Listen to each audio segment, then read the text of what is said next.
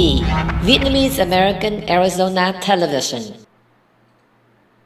Hello everyone, welcome to VAATV.com.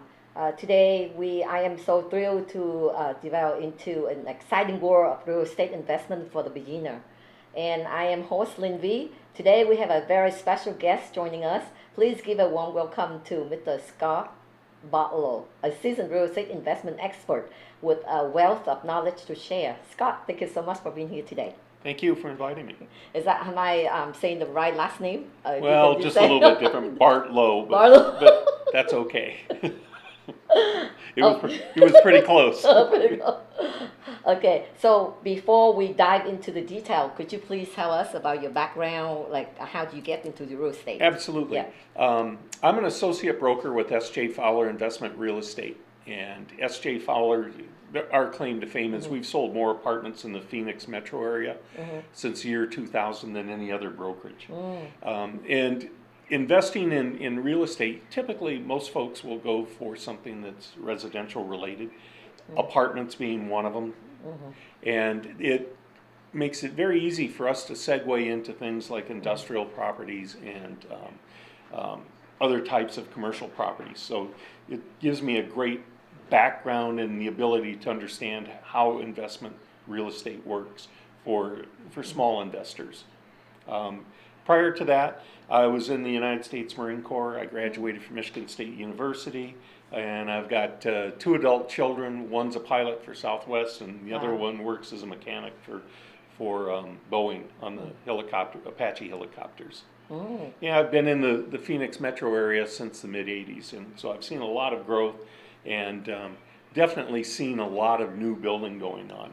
It now is a really an unusually good time because we're going through population increases, and we should expect to see the population increases continue. So there's opportunities out there. Costs have gone up, but understanding how the market works and how you can invest, it's very important. Exactly. Before you put any money into it. That's very impressive, the way how everything you share. We are fortunate to have you share your expertise with us. So we're gonna start by addressing the big question, like why is real estate investment is an excellent option, like especially for the beginner? Well, I think one of the things to first look at is what is real estate, and real estate is anything that is on the ground, and the ground itself is real estate. So anything that starts with a piece of land and has a building put up on it, that can become investment real estate. There is one exception, and that is your primary home. If you live in a home and you have a regular mortgage on it, that's not considered an investment. If you were to buy a lot or a piece of land with the intention of building a home on it one day, that is an investment until the day your new primary home has been built on it. So is there a difference between the investment, the type of the investment? There are, you may have... But whatever you say, an investment. So anything money you buy, you don't use, you call investment. Well, and certainly when it comes to real estate, if you buy anything that's real estate related, it can be considered an investment. And that I use that word because that's the way that the Internal Revenue Service is going to look at it. And if you sell anything that is other than your primary home, where you already have capital gains provisions up to, for a married couple, up to $500,000, for individuals up to $250,000. But if you were to sell a piece of land, you don't have that provision. You have straight capital gains on that. Savvy investors understand how they can avoid paying taxes. Kick the can down the road, so to speak, with things like 1031 exchanges. But probably the simplest way is to start off and look at, as I said, what is an investment piece of real estate? And you may have 150 people in a room.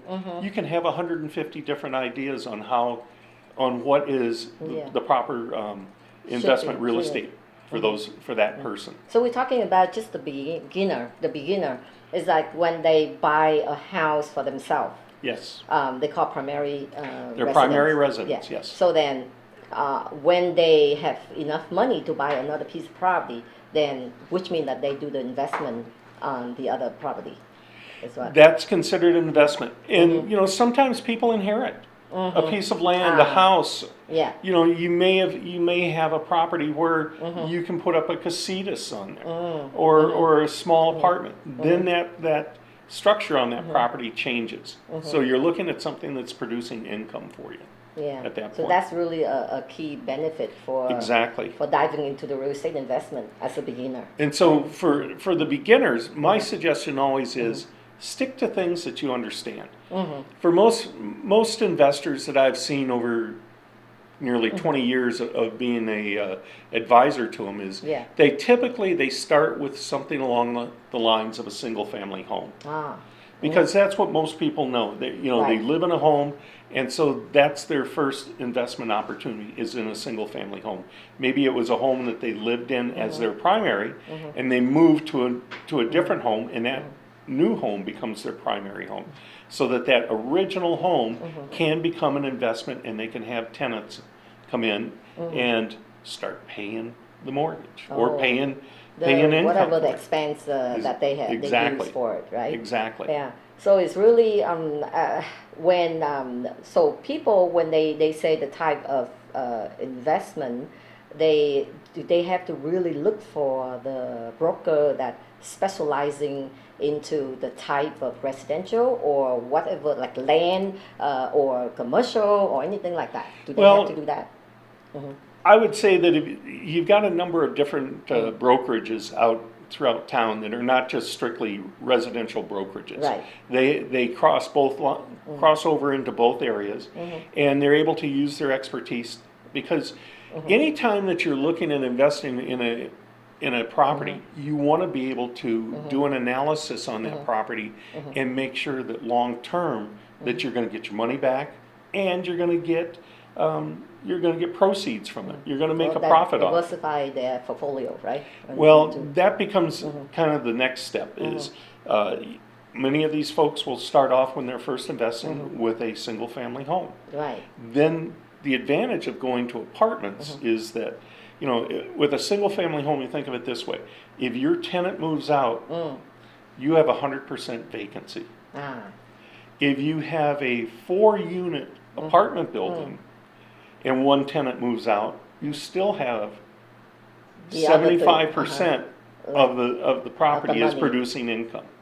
I see. So by having more, we sometimes use the phrase doors. It's a quick and easy way of saying it, but by having more doors, you're reducing your risk. And that's really what it's all about, is looking for ways to reduce your risk, to spread out your ability to have income flow coming in. I see. The way is like if so you mean like when the person if depend on their income though, right? Yes. So when they easier for them to get their single family home for themselves, or they just save the money to buy like a complex, like a 4-unit, and then stay one and rent 3. Well, that's an interesting thing because a single family home, a duplex, which is 2 units, a triplex, which is 3 units, and a 4-plex, all can receive residential financing. So just like you would go to your loan officer and apply for a loan for a home, you can do the same for all of those, and it's the same type of financing. The Fannie Mae, Freddie Mac, FHA, VA, all of those can apply in different scenarios. When you get to 5 units on an apartment building, 5 units or larger, that is a commercial loan. The lending is different. For example, with a traditional mortgage on a residential property, it's typically amortized out at 30 years. On a commercial loan, it may be amortized out only to 15 or 20 years. And in many cases, there is an option for refinancing after 7 years. Oh, okay. But just as there are so many different loan programs out there, that's not a hard and fast answer for any of them, except for the fact that 5 units and larger for apartments is a commercial. Okay. And typically commercial loans are a little bit higher interest rate than a residential. So is that easier to get qualified for the single family or the unit? or the investment? I mean, for 4 or 5 unit. Well, 2, 3, or 4 units, a lot of times what they'll do is they'll look at what your income is so Okay. that they can qualify you off of Based your on the income of the purchaser, right? of the purchaser. Right. And the idea being that they want to make sure that in the event that you can't, or that you don't have any tenants in there, that you can pay for the property. I see. Yeah. After 1 year of demonstrated operation of the property, where you have income flow, they can count that against the value. So if you want to refinance to a lower amount, you don't have to do it just on your own personal, but you can use the income from that property. Is that many lender out there offer those loans? Easy to find a loan? Yes, there's a fairly good sized number of folks out there, and that's a pretty straightforward, pretty conventional type of loan to get. You think like they should go straight to the bank, or they should find a mortgage loan officer to do that for them? I would say whoever they have a good working relationship with. If they have a prior working relationship with a particular banker, certainly shop around. But at least start off with people that you're comfortable and used to working with. Okay. So based on your experience, I have a scenario like one person purchased 1 unit into a big complex. At the time, they didn't know. In like about less than a year, they received a letter from the homeowner association stating that they have to sell back that unit to the association, because the association owned more than 75% of the whole complex. Is that possible? Like, is there, things like that happen? Very, often? very, very infrequently. Typically, in that case, the original builder and the original developer had a homeowners association or an owners association created, and that provision was in there, so that when people bought in there, they were stuck in those rules. Is there a way that they will find out to eliminate that issue, that problem? Well, when they purchase. They should receive a copy of the title report as well as the operating. They stated in there? The owners. Like, yes, because. In the state of Arizona, because like let's say we have enough money to buy for that unit, and we settle there, and all of a sudden they make us move and sell back and didn't make any profit. Sell back exactly. That's not fair, isn't it? Yeah. Well, it may not feel good and fair, but it may be legal, because if it's written into the operating agreement and at the time of purchase you've had the opportunity to review it. Some folks don't have an opportunity to review everything, but you definitely want to be able to pick up something of that. That's the thing that I mentioned. Like, really, we need like a good broker to help us for that situation. It's one of those pitfalls. Yeah, like we have to read over. We have to kind of know. Someone will deep into it and not only see that out there, but see the more into it for the whatever the next step. The pitfalls. That you could could happen. And then like for the appraisal value, the same thing. And appraisals, appraisals are kind of a funny thing. Yeah. Appraisals are nothing more than opinions. Yeah, I see like on Zillow, the price difference, but when the appraisal come out difference, and then when they list it for sale, it's different. So what is it, the price that they're based on? Zillow is typically what they're doing is they're pulling values of previous sales, but they're also projecting where the market is going. Okay. So they're using algorithms. They're not doing a typical appraisal. So their numbers may be very close. Quite frankly, I can give you an example. Yeah, please. A few years ago, I had a single family home I purchased as an investment, and at the time I was getting ready to sell it. Yes. I looked at what Zillow had it listed at, and I thought, I ran it. I did a comparative market analysis using the MLS statistics and figures, just like I normally would if I was trying to help someone price a property. Right. And it was substantially lower. So I talked to, in addition to Zillow, I talked to two of the other, what we call them iBuyers, but there are other companies out there who come and they can purchase properties and then turn around and they list them. But I went with Zillow, and I knew that they were so far away. I got them to agree to purchase the house in 7 days. Wow. And I figured it was probably about 10 or 15% higher than where the market was. Oh, really? But like, so they're not always accurate. They're not always accurate, yeah. So that's because I see the price so different from here. I didn't know which one to depend. You know, the actual appraisal value when the person purchased, or when after they purchase, they see how come this price lower than the price that they have purchased, or sometimes it's higher, you know, versus. Yes. But so which one are they? If it's higher, they happy. But what if it's lower? Would they be sad if they bought like a lower value property? Well, they should know with the appraisal if it's significantly lower than what they initially offered, and in many cases the lender may not want to go ahead and loan on that at that lower value. Typically, actually, you are right, because if they purchase cash, then they wouldn't know, right? There's no appraisal of cash purchase. Because like if they purchase with the loan, then the loan requires the appraisal. Then the appraisal will tell the correct price, and then there's no way that they would underpay or whatever, overpay the price. Well, if they really like the property, they can make up the difference between the appraisal and the purchase price, though. So that's another. And I've seen that many times. People, you know, they have an emotional attachment to that property. Or whenever they really need it, they don't want to, you know, take another chance. Or so, you know. So depend. So then, so you mentioned earlier about land. So you think like, how can is that benefit to invest in land? Because I know land didn't make money, like ongoing. Right. You're exactly right. You know, the land is a little bit different animal all on its own. There's a lot of lenders that will not lend on land. The one thing about land is that you don't have any maintenance. You got taxes. Well, I shouldn't say any maintenance. You may own a piece of land in a homeowners association or in an area where it has upkeep fees. You know, maybe there's private streets. So then you still have your owner or association dues, but the land itself, what you're doing is it's a have and hold situation. So what you're doing is you're trying to purchase the land at a lower value. Right.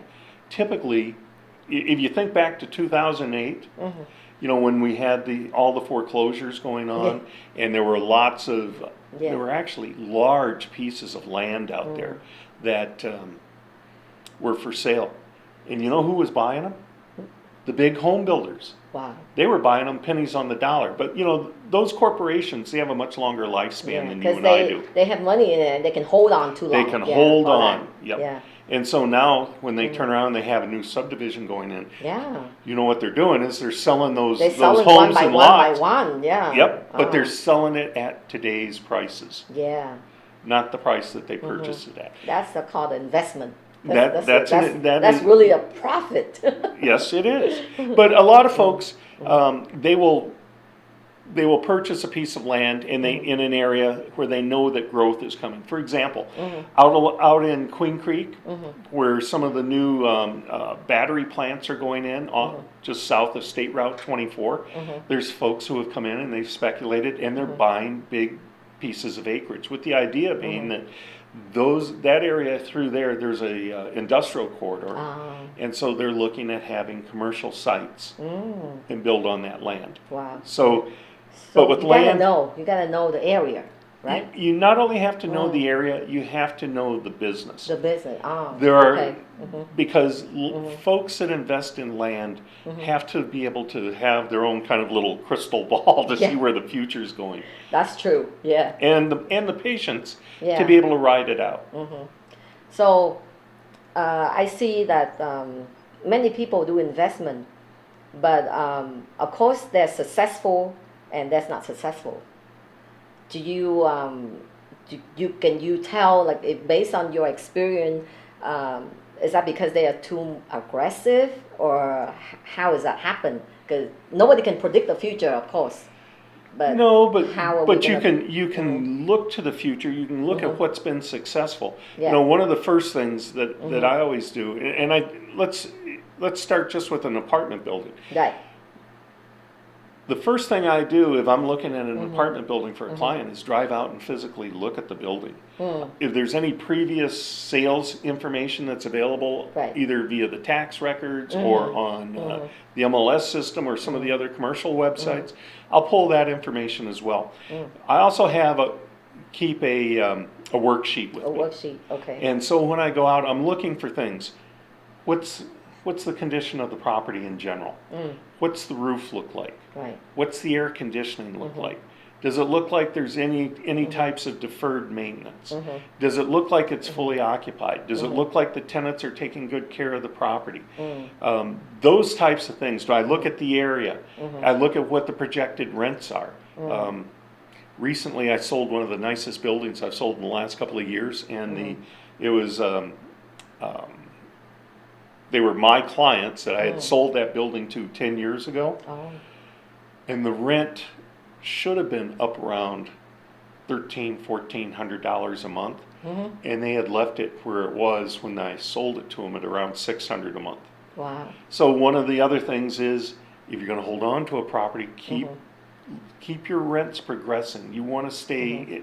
You don't want to be maybe at the top of the market, but you definitely want to have market rents, because if somebody is looking to purchase a building, they're going to want to look at the financials on that building as well. Yeah. They're going to see how much vacancy you have. There you go. And we refer to a cap rate a lot as one of the things. It's kind of a quick financial calculation to give you an idea on what the value of that property is. And typically, so what you're doing is you're taking your expenses, Okay. you subtract them from your income. Right. That gives you your net operating income, and then you divide it by the price that's being asked on the building. That gives you a cap rate, and it's typically someplace I've seen them as low as 6% or 5% or 5%, and you know it's a quick. It's kind of doesn't quite jive, but so it's kind which of one is like should be like the good investment? Well, like 6%. The more the better. Of course. Well, the higher number the better. They always say that the higher the cap rate, the greater the risk. Yeah. Oh, greater the risk. Oh, okay. But what kind of risk is that? Well, it's because things could, that may not be income that's been stabilized.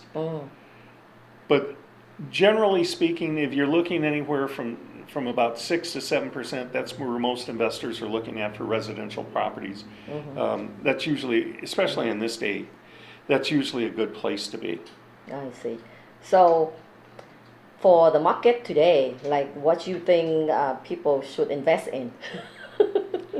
Well, like I was saying before, you may have 100 people in a room. There's 100 different ideas on what they should invest in. I always go back to the thing: invest in what you know. Okay. And just that's important, right? Which kind of leads me to three things I always like to tell people. Right. You need to get educated. Get yourself a mentor, and continue to learn more about it. Nobody cares about your money as much as you do. Exactly. Yeah. And so, I have clients who use me all the time, but they're informed. They're having me do the due diligence and the legwork for them as they purchase the property. But they're able to analyze the property themselves with the information that I can dig up and provide to them. So there's like anything like they need to look at when they purchase a piece of property. Are they concerning much about zoning, about city, about anything like that? Or, those are all the types of things that you want to look at during due diligence. When you make an offer on a property, there's typically a due diligence period. Some people call it an inspection period because they hire the inspection actually you company can walk to down like, okay, how to get started. Like, okay, a person want to purchase a piece of property. I'm talking about the beginner, right? So they go they find a good broker, and they go look at the property, and then they make offer. And then they get the option accepted or denied, whatever, and then count or whatsoever, right? Right. And they open the escrow, and then after open the escrow, what do they do? Well, typically when they Yeah. open escrow, they do want to have a physical inspection of the property. Before, huh? Before? No, Yeah. they hire their own inspector. Okay, right. Their own experts to go out and go through the property. And Right. they have a certain amount of time. Standard is 10 days, but you can always Yeah. get more. But you want to have someone go through the property. And the roof, the air conditioners, your plumbing, the mechanical systems, those are the things that if they fail are expensive for you to replace. And the last thing you want to do if you're investing in a property is anticipate that everything is in good condition. Right. And you get in and next thing you know, you're replacing a $10,000 air conditioner. Wow. Yeah, I know. Or you're having to put a new roof on Yeah. it. So the inspector, they have to get like a professional for that area, like let's say AC, HVAC, or they can just use a general. Well, generally Inspector. speaking, and let's just talk a single family home up through a fourplex. Right. You can use the same type of inspector there. Right. They're well versed enough to come in and look at things and be able to give you an opinion. Now, most inspectors, if there is a problem, they will suggest, for example, if the roof has issues, they'll point out what the issues on the roof are, and they'll recommend that you have a licensed roofing contractor take a look at it. Okay. So that way you can then you bring in a second person to look specifically at that area of a problem, and at the same time they can give you an idea of what it would cost to remediate it, to fix or repair any of those types of things. You also want to be able to make sure that when you're looking at roofs, that the roof is going to, the lifetime of the roof is going to continue for at least 5 years. Okay. Because last thing you want to do is immediately, like I said, have to start replacing things.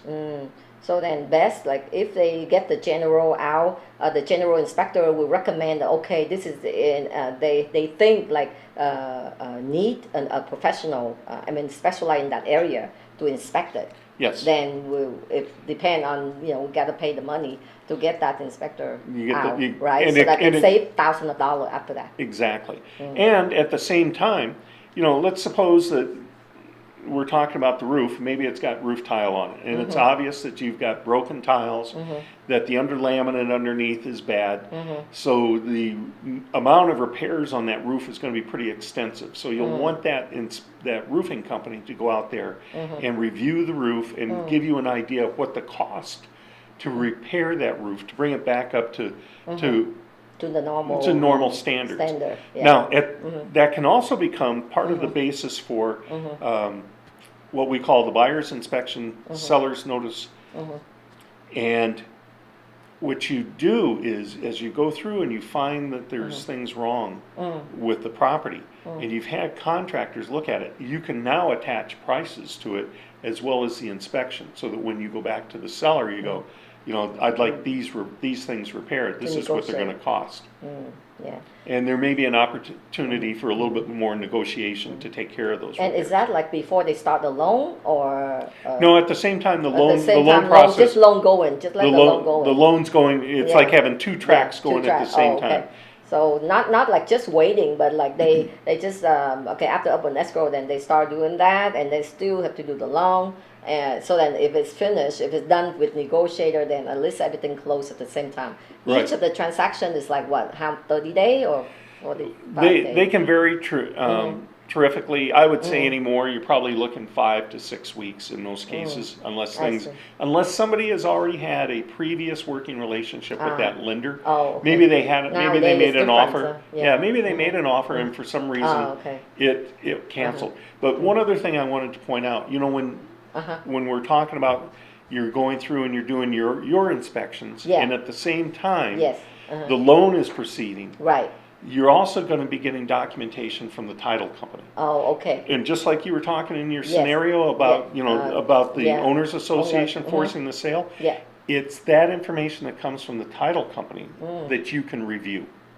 So you'll not only get a title commitment, But which section is that? Sometimes like they go far into the association section? yes, you'll get Because the, at the time the person was giving information, there's nothing indicating about that.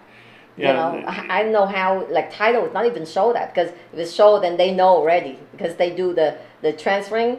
The association say, like, oh, it's in the bylaw or Yep. whatsoever. So with the title but company, bylaw is like the title company is not going to give you, or they're not going to review the owners association bylaws, but they'll get you access to a copy of it, and then it's your responsibility to. So that to is review it. important. If they buy a condo, a single family, that's okay, right? Yes. But if they're like condo or planned development or townhome or whatever, Well, in the units. And you may still have an issue with a single family home Oh, if the you're in sale? Oh, okay. if you're in a subdivision. Oh. Say you want to run a business out of your home, Yeah. and they don't allow it, Okay. or they have other restrictions. I see. So because the association will have to be the one that determine the bylaw, Yes. right? And we have to review those. You need to review those during that So due that's diligence very portion. important. Like, in the way, I just feel bad for that situation. You know, for the girl, she get everything like decorated and everything else, and she forced to sell her property. Didn't even get any money extra, you know, for the work. So that is something we have to look at. And then how about when after the transaction, let's see, okay, so then when they close the escrow, there a question, something about like out of state and in of state. Do you know, like, the taxes things that they would tell? Well, generally speaking, when they close escrow, there's a standard form, and of course the Internal Revenue Service will get that. That's when they will, when you settle up with the, you'll need to go through your accountant and look and review and see what the appropriate taxes, capital gains taxes, capital gain taxes and all that. and it may vary from state to state. If you're an Arizona resident. And you sell a home or a building, and you're a Wyoming resident, and you sell a property, your taxes can be significantly different, because that Wyoming resident, that's his estate is in a different state, and depending on the way that he's got his money structured, and this is one other thing I was going to mention for investment properties. Never keep an investment property just in your own name. Create an LLC. Yeah, right. The limited liability corporation helps to protect you and your other assets if there is a problem with that one. I see. Oh, okay. If there's something go against, and at least just against the LLC. Just that, exactly right. I see. So then the investment, I see so many out there, you know, like like you say, like, if people have ability to hold their money, then the land is like, sometimes it's a jump, then it's really a good investment for that, right? But if like if what they need income flow, then we have to look for where it's produced income. Well, and that's exactly right. If you're looking for cash flow, you're looking for long-term income flow, you're going to have tenants. Okay. But the beauty of it is, you know, you can buy a property, you know, with just a fraction down, and your tenants will pay your mortgage. Oh, okay. You know, set your income flow so that your tenants are paying your mortgage, and that's increasing your equity.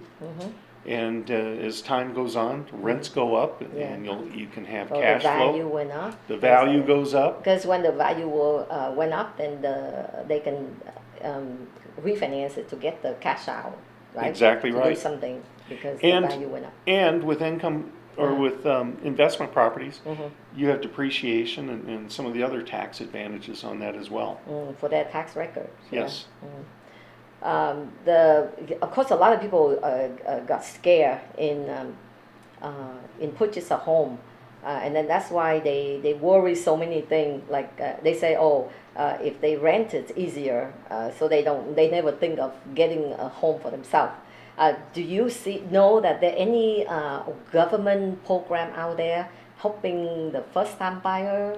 Or anything like that? There are a lot of lenders out there that are doing things for first-time home buyers. FHA, even some of the conventional loans have extremely low down payment amounts, all designed to help first-time home buyers get into their first primary home. Okay, so we are doing the talking about real estate investment with Mr. Scott Barlow. I'm scared to say your last name. And he's a very experienced real estate broker with many year experience, and he will sharing all of the information that all the new beginner would need to know. And if anybody need to ask any question, you can always send, like right now, if you're on and you see us, you can always put in the messenger and we can see that on the screen, or you can just email the question, and then next time when Scott come to the show, he can answer those questions for everybody. First we talk about the beginning, and then of course we're going to talk about more into detail, like whoever have more opportunity and they want to do kind of more investment, and then what type of the property they can look for, right? Yes. Yeah. So the beginner is something where you get started, then you will have more, and then from that more, then you can get invest more. So as far as I hear, he mentioned primary home, single family home, and then 1 to 4 unit also consider one type of loan, like conventional loan, right? Conventional loans, more along the lines that we're all used to with mortgages, typical mortgages. Okay. And then is the interest rate will be kind of the same, but if it's like 5 unit and up, then the rate will be different. Yes. It's higher. And right? the overall structure of the loan will be different. So let's say if they buy like a piece of land, and then down the line they want to build, like the builder, is that easy to get a construction loan? Do you know how did they qualify for the construction loan? You just hit it on the head. Qualify. Qualify, yeah. Because not everybody can qualify for it. Right. Yeah. So it's really depend. But what are they based on? Like their income? Because construction loan is just based on who the owner has the ability to pay. It's not, they cannot base on the income of the future that's going to produce. Exactly right. Right? Exactly right. A number of years ago, I did a construction loan on a home that I built. And what we did is we went through the bank. Yeah. We had blueprints. Yeah. And what we did is we went through and had contractors who bid on the various phases of the construction, so that we could put together a full budget. Right. And then the bank, the lender in that case, they have some guys that are experts on doing construction loans. They want to make sure that you've got all your I's dotted and T's crossed. Right. And when they're satisfied, then they can have an appraisal done. Even before that building is built, they can project what the value will be. Because the last thing you want to do is build something for, say you build something for $400,000, but it's only going to be worth $300,000. Exactly, yeah, because the area, right? Exactly. So the land that they purchase, are they gonna the person needed is like we have to check with the city, with the zone, see how many units that land can be built, right? Exactly. Or what type of property that can exactly. be built. But in most cases, a search of the tax records, you can determine what the zoning is, and then just go to the zoning for that government entity to see what they allow. You know, for me, it's just like whoever has the experience about construction, about knowing about all those, then probably easier for that. But if I buy the investment, I want something already done, like build something ready and buy and make money from it. Make a shortcut. See, just like I was saying, that there's a million different ways. Everybody's got a little bit different way of wanting to invest.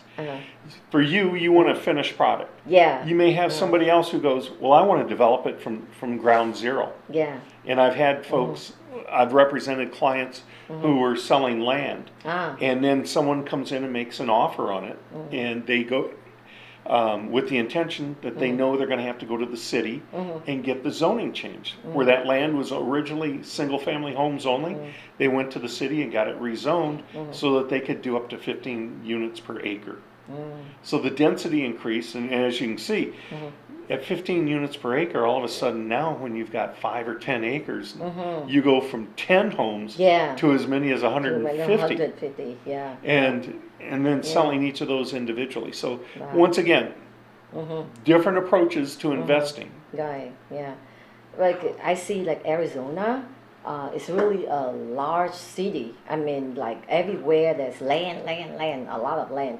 Um, but because I was coming from California, and California is very little, and the small land, oh my God, every other house into a very tiny.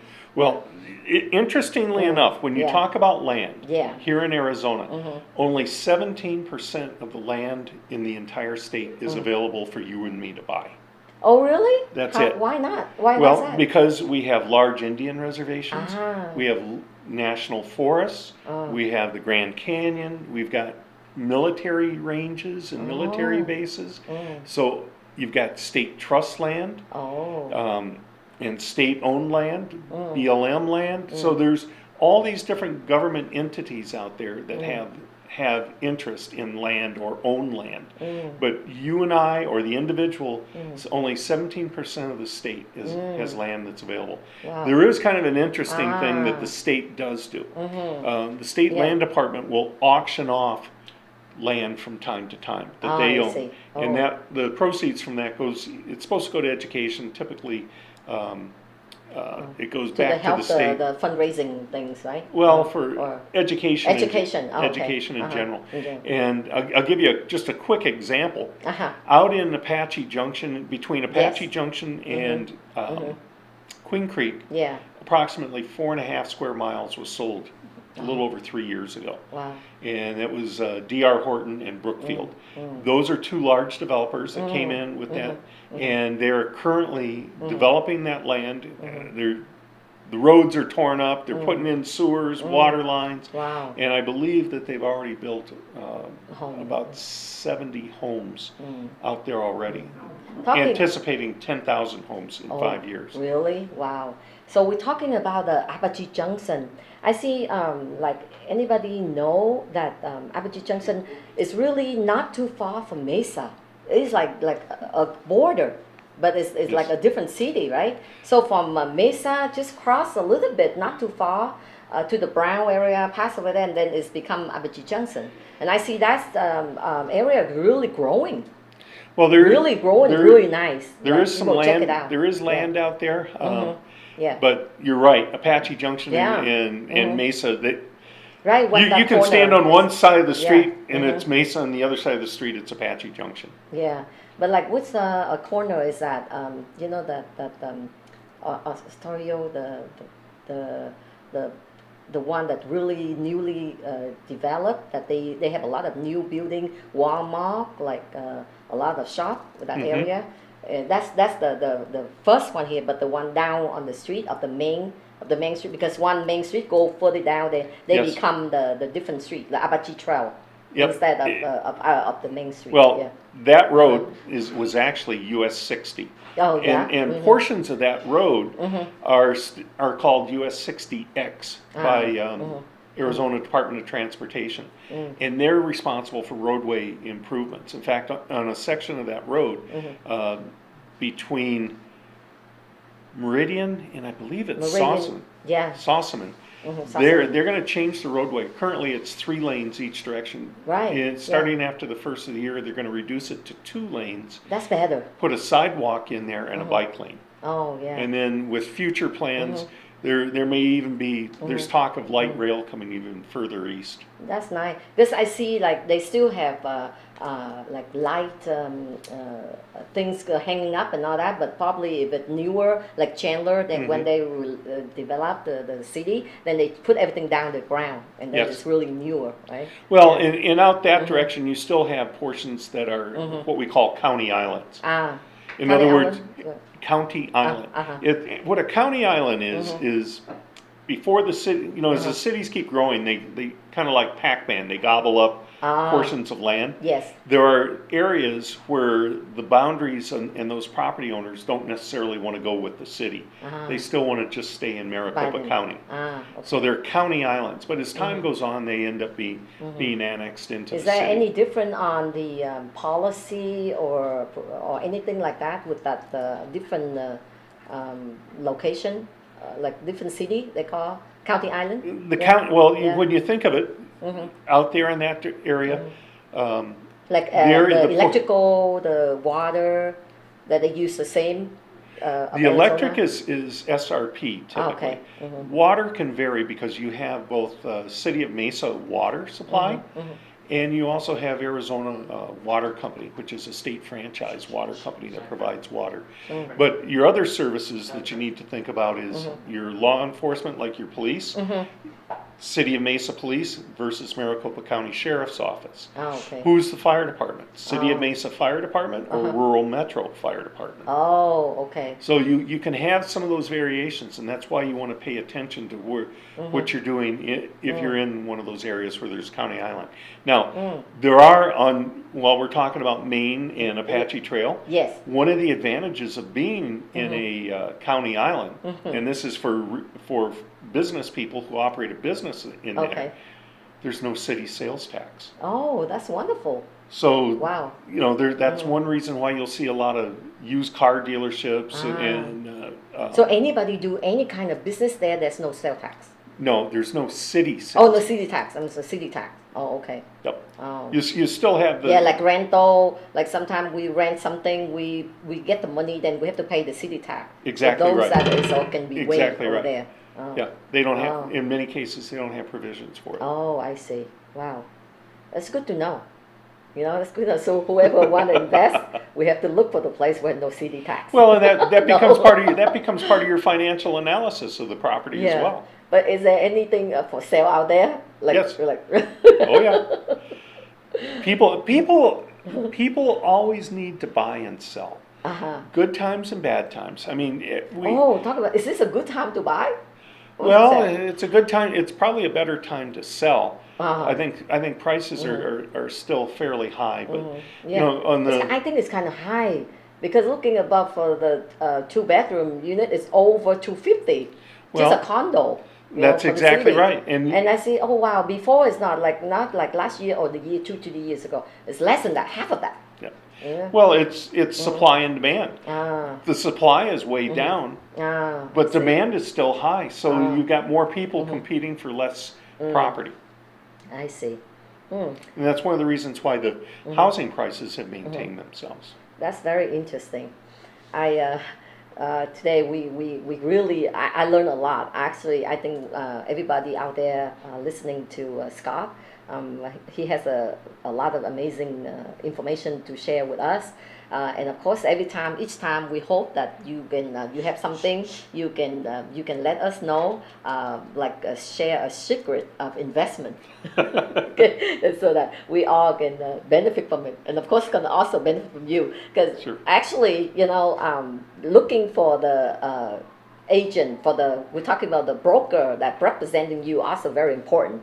Because the person who really put their heart out there, not only helping you for the transaction before and also after, because I don't see anybody do something like that. But I know that Scott is really a very good broker who always help the customer even before, during, or after even everything's done. He's still very good in taking care of the customer, and I think really that's a key word for the good real estate broker, right? To do that. The funny thing is, long ago, my broker that I work for, we were talking about selling houses versus working with investors. Yeah.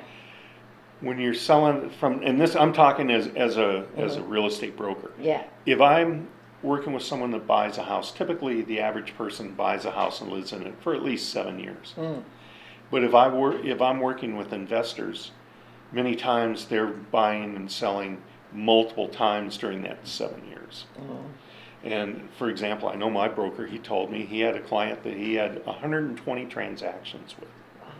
But they had known each other for 25 years. Oh, yeah. But it's that long-term developing a relationship so that the trust and the service is there. Yeah, that's a very good, because I see some that's the between good and bad service. The broker or the agent, the real estate agent that serve and help the customer, because sometimes after the selling transaction done, we never see You never see or hear from them again. Yeah. Or even like if we have question, they can't find them to answer the question. Nope. Yeah. So that is very important to look for somebody that help us. throughout everything, because we don't know about the area. That's why we find the expertise, right? And the person gotta deliver everything they know, and we're hoping that they continue to help us throughout the whole transaction and everything else. Yeah. So I think like today we just a little bit chat for the beginning investment. Of course, next time Scott will come with VAATV and talk more on a different topic, like I just mentioned, secret investment. And if anybody have any question, they can always send information over to me, to VAATV with vaatv.com@gmail.com, or you can send a messenger to vaatv.com. And also, if you want to ask Scott directly, he can also provide the phone number, and then you can say your phone number and the office and all that. Yeah. My direct line is 480-213-7691. And you can call me directly. I answer my phone. If I don't answer immediately, I will call you back. And feel free to text me. Be happy to answer any of your questions. Yeah. I look at part of being a broker is there's a degree of education. And the more educated that my clients are, the better decisions they make and the better team we become helping them get to their investment goals. Yeah. That's the goal. That's really good. Thank you so much for joining us and coming to get a talk with our audience. And hope to see you again next time. Alrighty. Of course, the audience. Well, thank you. Thank you. LINHVI xin cảm ơn sự theo dõi của tất cả quý vị trong những giây phút vừa qua. Chương trình VAATV xin kính chào, tạm biệt và xin hẹn gặp lại quý vị vào lần phát hình kỳ tới. Mọi chi tiết về thông tin thương mại và bảo trợ, xin mời quý vị hãy liên lạc về địa chỉ email vaatelevision@gmail.com và số điện thoại là 480 289 9816, 480 289 9816, website vaatv.com và vaaznews.com. Xin kính chào, tạm biệt.